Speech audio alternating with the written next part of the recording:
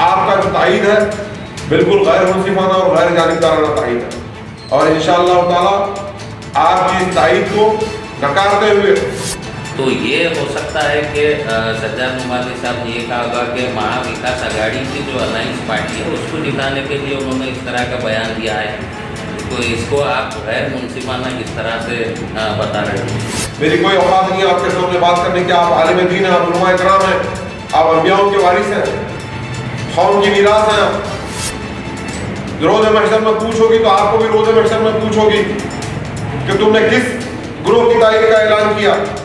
जलील महाराष्ट्र के इंचार्ज है AIMIM के, उन्होंने भी इससे अलायंस करने के लिए गए थे लेकिन उनको उसमें ज्वाइन नहीं किया, इसीलिए हो सकता है जब राम मंदिर की इफ्तिताह हुई हिंदुस्तान के अंदर सुप्रीम कोर्ट के ऑर्डर के बाद में, तो यही संजय रावत शिवसेना के स्पोक पर्सन और ये उद्धव ठाकरे ने ये कहा था कि बाबरी मस्जिद की शहादत और राम मंदिर की तामीर का अगर सही फायदा और क्रेडिट पहुंचना तो हमको शिवसेना को पहुंचना। जब भी चुनाव आता है अक्सर ये देखा जा रहा है कि पिछली बार भी जो है बैरिस्टर असदुद्दीन ओवैसी अखिलेश यादव से जो है अलायंस करने के लिए गए थे, लेकिन वहाँ पर अलायंस जम नहीं पाया। और लोग अगर आपको हशर के मैदान में पूछेंगे तो बात रहेगी, लेकिन उस बाबरी मस्जिद की ईंट और पत्थर तुमसे पूछेंगे कि मेरी बर्बादी, मेरी आबरू, मेरी इज्जत की असमत ने दी, जहां पर मुसलमानों की असमत ने दी, मेरी दीवारों को ढाया गया, मुझे ढाया गया, उस पत्थर आपको रोज़े महशर में पूछेंगे तो आप क्या जवाब देंगे? क्या वजह है कि जो है उलमा और असदुद्दीन ओवैसी जो AIMIM के बीच साठगांठ नहीं बन पा रही है और इनका स्टेटमेंट अलग है, उनका अलग रहता है, इसकी वजह क्या है? और हमारे हिंदुस्तान के अंदर तकरीबन उलमा इकराम की मेंटालिटी कांग्रेस से मिली है, इसलिए साठगांठ नहीं, क्योंकि जहाँ MIM सीट ज़्यादा देती है वहाँ फिर बीजेपी के आने का चांस बढ़ जाता है। इस तरह से जो MIM के खिलाफ बयानबाजी हैदराबाद की 7 सीट डेमोक्रेटिक की कामयाबी है। क्यों, क्या औरंगाबाद में ऐसा कोई लीडर नहीं है MIM में जो MLA जीत सकता था? इम्तियाज जलील को ही क्यों आना पड़ा? आप इम्तियाज जलील को सवाल कर रहे हैं, कांग्रेस के राहुल गांधी से सवाल करते हैं। AIMIM असदुद्दीन ओवैसी जो है सिर्फ मुस्लिमों की और दलितों के हक की बात करते हैं, दूसरे समुदाय की बात नहीं करते। इमरान प्रतापगढ़ी के शहर में कालिमुद्दीन को घर में बुला के मारा गया। इमरान प्रतापगढ़ी क्वेश्चन उठाएगा, पूछिए आप अभी हाईलाइट 3 महीने पहले। कोई भी अगर इशू आता है तो उस पर असदुद्दीन ओवैसी भी जो है आवाज़ उठाते हैं, लेकिन उसके बावजूद भी जो है उलमा का एक तबका है वो अलग रहता है चुनाव में, हर चुनाव में, और AIMIM और असदुद्दीन ओवैसी जी है ये अलग रहते हैं, दोनों में तालमेल नहीं होता। तो वही मिंबर रसूल पे ढल के बोलते हैं कि गलत दवाई देंगे तो रोज़े महशर में पूछोगी, और यकीनन सज्जाद नुमानी साहब आपको पूछोगी रोज़े महशर में उस बाबरी मस्जिद की दीवार की पत्थर आपसे पूछेंगी। अभी पॉलिटिक्स तो यही हो गई है कि काश का प्ले कार्ड खेला जाता है, नहीं वो सब सेकेंडरी मैटर है। देखिए वो छोड़कर कि मेरे को लूटने वाले, मुझे बर्बाद करने वाले, मेरी इज्जत और आबरू को खेल के मुझे मिलियमेंट करने वालों के साथ तो तुम उस जमात की तारीफ करके उनके हक में गवाही देने की बात करें। कोई मीडिया वाला सवाल करता हूं उनसे, करना चाहिए उनसे सवाल। महाराष्ट्र में विधानसभा चुनाव की गतिविधियां जोरों पर है और 20 नवंबर 2024 को मतदान होगा। इस चुनाव की गतिविधियों के दौरान सभी पार्टियों के नेताओं में आरोप प्रत्यारोप का दौर भी जारी है और पार्टियों के समर्थन का भी सिलसिला चल रहा है। इस बीच प्रसिद्ध आलिम मौलाना खलील रहमान सज्जाद नुमानी ने महाराष्ट्र के इस चुनाव में शिवसेना UBT के उम्मीदवार के समर्थन का ऐलान किया है। इस संबंध में गुरुवार 14 नवंबर को बीदर में बीदर सिटी के AIMIM के अध्यक्ष सफीउल्लाह बेग ने पार्टी कार्यालय बीदर यूनिट में एक प्रेस कॉन्फ्रेंस आयोजित की, जिसमें उन्होंने मौलाना सज्जाद नुमानी की ओर से शिवसेना UBT के उम्मीदवार के समर्थन के ऐलान की निंदा की और इस निर्णय को अनुचित और गैर जानिबदाराना बताया और मौलाना के समर्थन की खूब निंदा की। इस अवसर पर बीदर सिटी AIMIM के नेता व कार्यकर्ता उपस्थित थे। इस अवसर पर बीदर सिटी के AIM के अध्यक्ष सफीउल्लाह बेग ने मीडिया के प्रश्नों का उत्तर दिया। केबी न्यूज के लिए कैमरामैन महेश टिग्गे का कवरेज।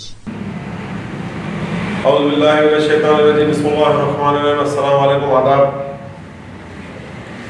आज की प्रेस कॉन्फ्रेंस बुलाने का मकसद महाराष्ट्र के असेंबली इंतखाबात को लेकर जो इंतखाबी सरगर्मियां अपने रूज पर है और इस दौरान कई सारी जमातें अपनी अपनी कामयाबी की, अपनी अपनी कारकर्दगी के दावे कर रहे हैं और इस दौरान एक बात बड़े अफसोस के साथ कहना पड़ रहा है कि हमारे हिंदुस्तान के मशहूर और मारूफ आलिम दीन जनाब सज्जाद नोमानी साहब ने पिछले दिन कुछ सियासी जमातों की इंतखाबात में तायद का ऐलान किए हैं और ये बिल्कुल गैर मुनसिफाना और गैर जानिबदाराना तायद। और इंशाअल्लाह ताला महाराष्ट्र असेंबली इंतखाबात के अंदर हमारे मजलिस के उम्मीदवार 16 उम्मीदवारों को हमारे जनाब बैरिस्टर असदुद्दीन अवैसी साहब ने खड़ा किए हैं। सबसे बड़ा अहम किरदार निभाने वाली शिवसेना, जब राम मंदिर की इफ्तिताह हुई हिंदुस्तान के अंदर सुप्रीम कोर्ट के ऑर्डर के बाद में, तो यही संजय रावत शिवसेना के स्पोक पर्सन और ये उद्धव ठाकरे ने यह कहा था कि बाबरी मस्जिद की शहादत और राम मंदिर की तामीर का अगर सही फायदा और क्रेडिट पहुंचना तो हमको शिवसेना को पहुंचना। तो मैं आपसे पूछना चाहता हूं, आप एक आलिम दीन है, हिकमत अमली की बुनियाद के ऊपर आपने तायद का ऐलान किया, ये मीडिया के अंदर बताया जाता है, लेकिन मैं आपसे पूछता हूं कि इसको हिकमत अमली नहीं कहते हैं। असल हिकमत अमली तो अल्हम्दुलिल्लाह हमारे कौमी सदर अलहाज जनाब बैरिस्टर असदुद्दीन अवैसी साहब, सदर कुल हिंद मजलिस इत्तेहाद मुस्लिमीन रुकन पार्लियामेंट हैदराबाद ने की है। जहां जहां पर जो माइनॉरिटी कैंडिडेट जीतने के चांसेस हैं वहां में मजलिस इत्तेहाद मुस्लिमीन अपने उम्मीदवार नहीं खड़ा की। जैसा कि मसलन नांदेड़ के अंदर 40 साल के बाद कांग्रेस एक उम्मीदवार को अपना टिकट देती है, अब्दुल सत्तार साहब को, उसका अब्दुल सत्तार साहब के सामने मजलिस इत्तेहाद मुस्लिमीन का उम्मीदवार नहीं है। इसको हिकमत अमली बोलते हैं।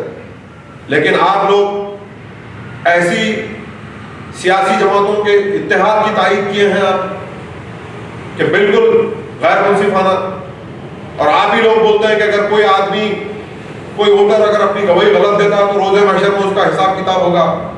सज्जाद नोमानी साहब, मैं आपको बोलता हूं, मेरी कोई औकात नहीं है आपके सामने बात करने की। आप आलिम दीन हैं, आप उलमा इकराम हैं, आप अंबियाओं के वारिस हैं, कौम की मीरास हैं। आप रोजे महशर में पूछोगी तो आपको भी रोजे महशर में पूछोगी कि तुमने किस ग्रोह की तायद का ऐलान किया। और लोग अगर आपको हशर के मैदान में पूछेंगे तो बात रहेगी, लेकिन उस बाबरी मस्जिद की ईंट और पत्थर तुमसे पूछेंगे कि मेरी बर्बादी, मेरी आबरू, मेरी इज्जत की असमत रेजी, जहां पे मुसलमानों की असमत रेजी भी मेरी दीवार को ढहाया गया, मुझे ढहाया गया, उस पत्थर आपको रोजे महशर में पूछेंगे तो आप क्या जवाब देंगे? उसके बावजूद भी आप उसकी मुखालिफत करते हैं। और मुसलमानों के ताल्लुक से और मुसलमानों के वोटर्स और एमपी टिकट के ताल्लुक से, एमपीओ के मसाइल के ताल्लुक से आवाज उठाने वालों की आप मुखालिफत करते हैं। तो मैं समझता हूं, मेरी नजर में आपका जो तायद है बिल्कुल गैर मुनसिफाना और गैर जानिबदाराना तायद है। और इंशाअल्लाह ताला आपकी इस तायद को नकारते हुए महाराष्ट्र के दलित मुस्लिम माइनॉरिटी वोटर्स बिल्कुल 100% मजलिस इत्तेहाद मुस्लिमीन के उम्मीदवारों के हक में अपने वोट का इस्तेमाल करेंगे। और वो मजलिस इत्तेहाद मुस्लिमीन के उम्मीदवारों के नाम बोलते हुए मैं वहां के वोटर से अपील करना चाहता हूं। नांदेड़ से जनाब हमारा सैयद मोइन साहब मजलिस के उम्मीदवार, औरंगाबाद से इम्तियाज जलील साहब, औरंगाबाद के और एक सेंट्रल से नासिर सिद्दीकी साहब, और हमारे शोलापुर से फारूक शादी साहब, मालेगांव से मुफ्ती इस्माइल साहब, और तुम्हारे धुलिया से फारूक शाह साहब, बॉम्बे से वारिस पठान साहब, ऐसे हमारे 16 उम्मीदवार हैं। मैं महाराष्ट्र के तमाम वोटर से मैं अपील करता हूं कि आप अपना वोट का इस्तेमाल करते हुए मजलिस इत्तेहाद मुस्लिमीन को कामयाब करिए, अपने वोट का इस्तेमाल करिए, और बैरिस्टर असदुद्दीन अवैसी और सदर कुल हिंद मजलिस इत्तेहाद मुस्लिमीन के सदर और फ्लोर लीडर जनाब अकबरुद्दीन अवैसी के हाथ को मजबूत करिए। इंशाअल्लाह ताला मुस्तकबिल में आपके तमाम मुतालबात और तमाम आपके मसाइल को हल करने की अगर कोई काबिलियत रखती है तो मजलिस इत्तेहाद मुस्लिमीन रखती है। मैं इतना कहते हुए बीदर की यूनिट की तरफ से मैं एक बार और महाराष्ट्र के वोटर से मैं अपील करता हूं कि आप अपने वोट का इस्तेमाल करते हुए जिन जिन के नाम लिए गए, इन लोगों को आप अपने वोट का इस्तेमाल करते हुए इनको कामयाब कर रहे हैं और अपने वोट का इस्तेमाल इनके हक में करें। तो आखिर दावाना अल्हम्दुलिल्लाह रब्बिल आलमीन। इस तरह से जो है महाराष्ट्र के चुनाव हो रहे हैं, उसमें 2 अलायंस है, यानी एक महायुति और एक महाविकास आघाड़ी। महायुति में जो है बीजेपी के जो अलायंस में पार्टी से वो लड़ रही है, महाविकास आघाड़ी में जो इंडिया ब्लॉक भी है, शिवसेना भी है। तो ये हो सकता है कि सज्जाद नुमानी साहब ने ये कहा होगा कि महाविकास आघाड़ी की जो अलायंस पार्टी है उसको जिताने के लिए उन्होंने इस तरह का बयान दिया है। तो इसको आप गैर मुनसिफाना किस तरह से बता रहे हो? देखिए, मैं गैर मुनसिफाना इसलिए बोल रहा हूँ जबकि एक शख्स इनका स्पोक पर्सन बोलता है कि बाबरी मस्जिद की शहादत और राम मंदिर की जो इफ्तिताह हुई है उसकी क्रेडिट शिवसेना को मिलना चाहिए। उसके बावजूद फिर आप सब देखते हुए उसकी तारीफ का ऐलान कर रहे हैं। चलिए मान गए, महाविकास आघाड़ी जो हमारे प्रकाश अम्बेडकर की है, अगर उसकी तारीफ करे ना करे, खैर मैं ये बोल रहा हूँ कि आप एक आलिम दीन है, आप लोग खुद कई इलेक्शनों में मिंबर रसूल से ऐलान करते हैं कि अपने वोट का इस्तेमाल सही करें और एक वोट एक गवाही है। तो फिर आप बताएं कि ये गवाही एक बाबरी मस्जिद की शहादत करने वाली जमात की तारीफ में आप कैसा गवाही देने के लिए आवाम से अपील कर रहे हैं? जब ये शिवसेना जो है महाविकास आघाड़ी मतलब ये जो अलायंस में है, इसके बावजूद भी जो है इम्तियाज जलील महाराष्ट्र के इंचार्ज है AIMIM के, उन्होंने भी इससे अलायंस करने के लिए गए थे लेकिन उनको उसमें ज्वाइन नहीं किया। इसीलिए हो सकता है उन्होंने क्या कहा है, इम्तियाज जलील ने खुद कहा है कि वो गए थे लेकिन उनको उसमें ज्वाइन होने के लिए राजी। और ये कोई बात कोई इसकी तस्दीक नहीं है। अब इंतखाबात, आपको तो पता है इंतखाबात के दौरान 60% रूमर्स पे काम चलता है और ये रूमर्स है।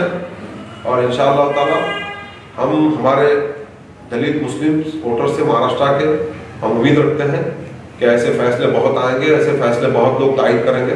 अवाम बेहतर जानती है और अवाम इंशाअल्लाह ताला अपने वोट का बेहतरीन तरीके से इस्तेमाल करेंगे, हम उम्मीद रखते हैं। जब भी चुनाव आता है अक्सर ये देखा जा रहा है कि पिछली बार भी जो है बैरिस्टर असदुद्दीन ओवैसी अखिलेश यादव से जो है अलायंस करने के लिए गए थे लेकिन वहाँ पर अलायंस जम नहीं पाया। जब भी चुनाव आता है इस तरह से ये हो रहा है कि उल्मा का जो है एक स्टेटमेंट अलग आता है और बैरिस्टर असदुद्दीन ओवैसी जो है उनका एक स्टेटमेंट अलग रहता है। क्या वजह है कि जो है उल्मा और असदुद्दीन ओवैसी जो AIMIM के बीच साठगांठ नहीं बन पा रही है और इनका स्टेटमेंट अलग है, उनका अलग रहता है, इसकी वजह क्या है? मैं आपको एक बात बताऊं, बैरिस्टर असदुद्दीन ओवैसी हिंदुस्तान की वो मेंबर ऑफ पार्लियामेंट और वो शख्सियत है कि इनसे ज्यादा उलमा इकराम और मशाइखीन इनकी रेस्पेक्ट कोई नहीं करता, इनसे ज्यादा।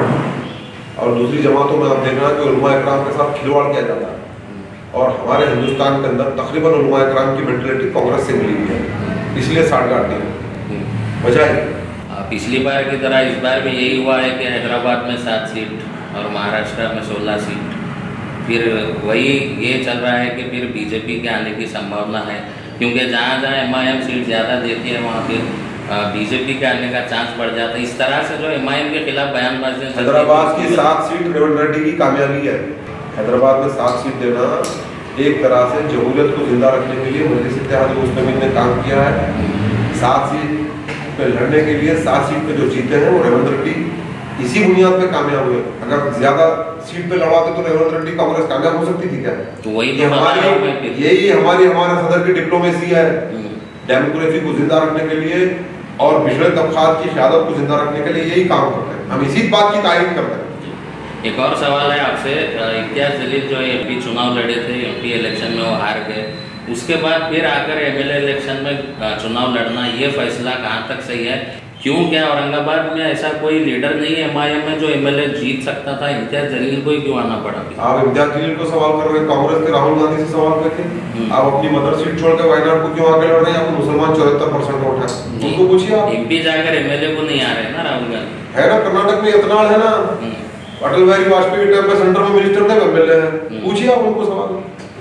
तो नहीं, क्या वजह है? ये मजलिस इत्तेहाद मुस्लिमीन को सवाल सब पूछते हैं, दूसरे पार्टी में कोई सवाल नहीं पूछता, यही मसला है सबसे बड़ा।